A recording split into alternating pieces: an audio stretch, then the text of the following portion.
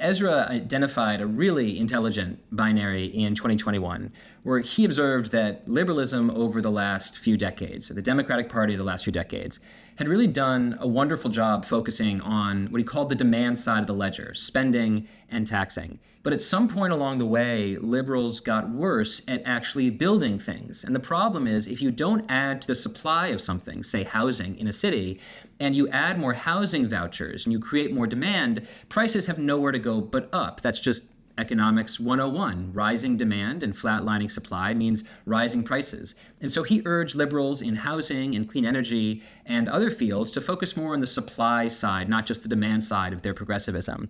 And then I was very jealous of that piece, and it was sort of rumbling around in my head. And I wrote this other article about what I called an abundance agenda, and that flowed from my own personal experience. I was right here in DC, where I am right now, waiting in line for a COVID test, which they were rationing at the time.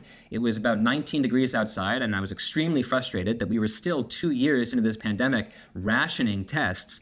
And as I thought about the pandemic itself, it just seemed to me to be this cavalcade of scarcity. Shortage of tests, shortage of vaccines, shortage of masks and PPE. And as I scoped out, I thought, really, this is the story of the American century. Manufactured scarcity in housing in America's most productive cities. Scarcity in many different kinds of clean energy, whether it's solar or wind, which we just haven't built fast enough. And so I wrote that in order to solve those scarcities and that century of scarcity that we've been experiencing, we needed an abundance agenda. So we sort of took the chocolate of Ezra's supply-side progressivism and we mixed it with the peanut butter of my abundance agenda, and then out came this I guess it's a dessert metaphor, so out came this dessert book, yeah.